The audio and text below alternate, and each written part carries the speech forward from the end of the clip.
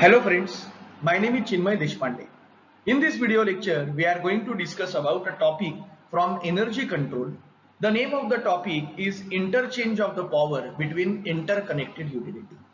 Let's have a discussion about what is interchange of a power. Now, the question is, why do we need the power system interconnection?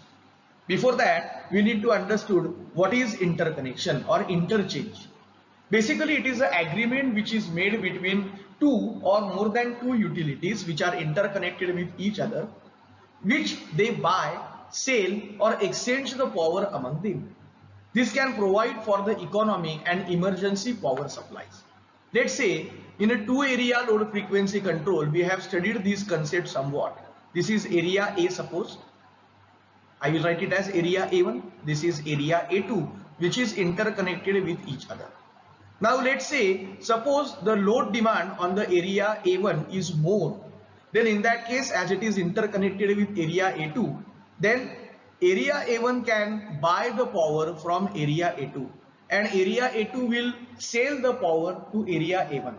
But when it is possible, whenever some kind of agreement has been made in between area A1 and A2 in order to buy, sell or exchange of the power. So why it is required? Because whenever there is an emergency situation, let's say, suppose the demand on area A1 is something X megawatt.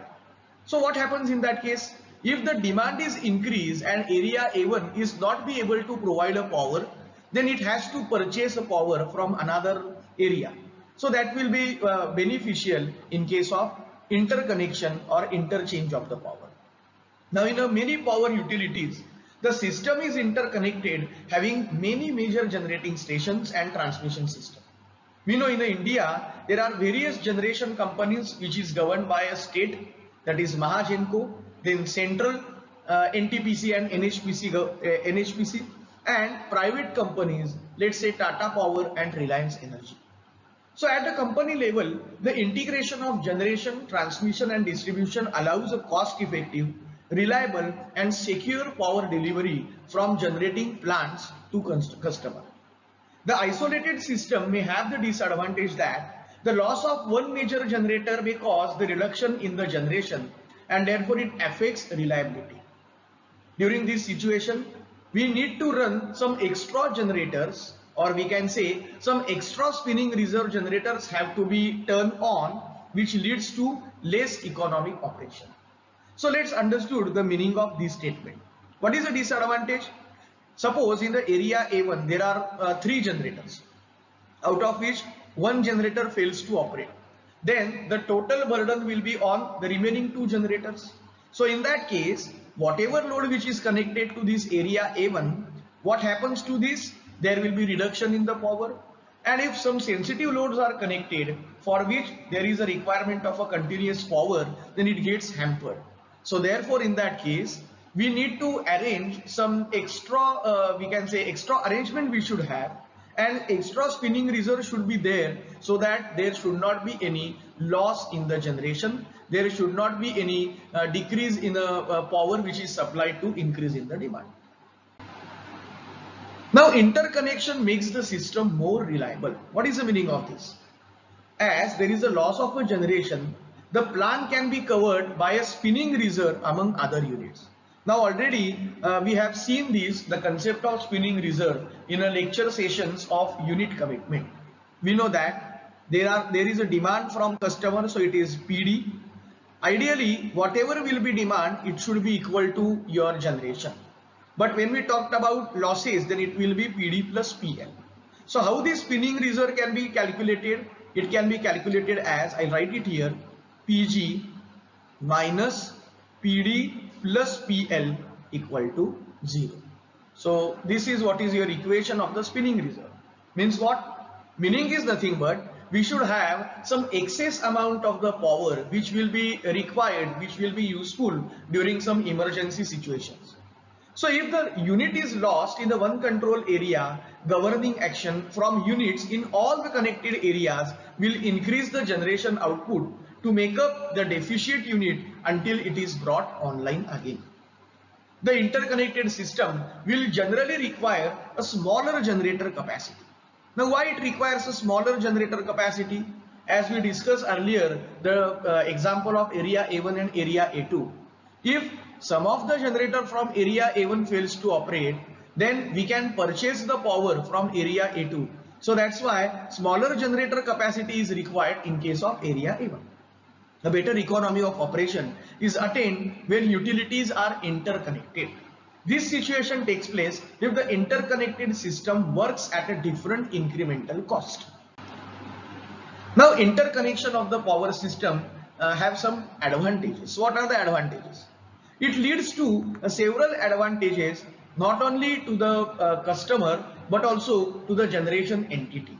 So both the members of the pool and the users of the electricity will gain the first advantage as increase in the service reliability. So if we again go for that example, if the generators which are present in the area A1 are not sufficient to produce that much amount of the power, and if the demand is not fulfilled by the power, then in that case we can purchase the power from area A2, and therefore it maintains a reliability of a power supply. What is the reliability of the power supply? Continuous production, or we can say continuous supply of a power to be given to the load whenever it is required. So this is the main advantage of this interconnection. During the event of shortage of a power in one utility, if there is an outage of the generator, it can be handled by drawing the power from other utility having surplus of the power. This is very important. Suppose area A2 is going to provide a power to area A1, then area A2 should have a surplus power. Whatever load which is connected to area A2, it should be fulfilled by area A2 only, and some extra amount of the power should be there which will be utilized for such kind of transactions. Second is addition and replacement of a transmission facilities. Now we know in case of growth in the load in a particular area, it is required to install some additional facilities.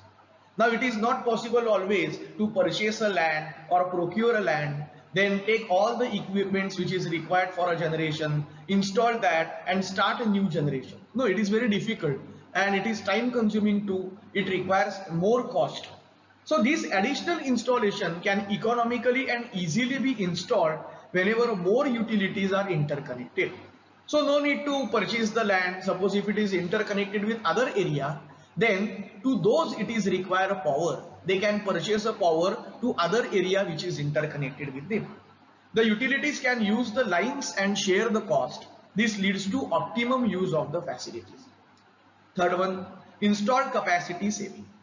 Now as we know that due to the interconnection among the utilities, there can be decrease in the reserve capacity in the individual area, which may lead to decrease in the installed capacity and cost saving of an individual utility.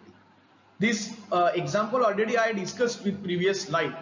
Suppose to the area A1 load requirement is more, then in that case whatever generators which are available with area A1, and if there is a surplus power, then that surplus power will be utilized by that area A1 itself.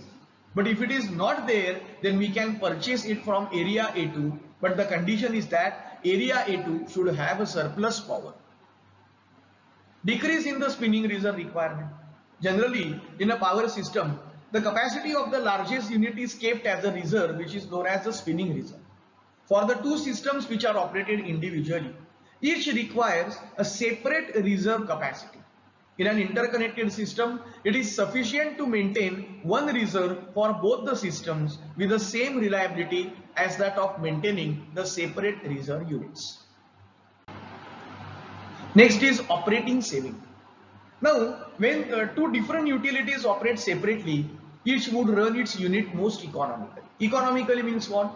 Already in economic load dispatch, we have gone through this concept.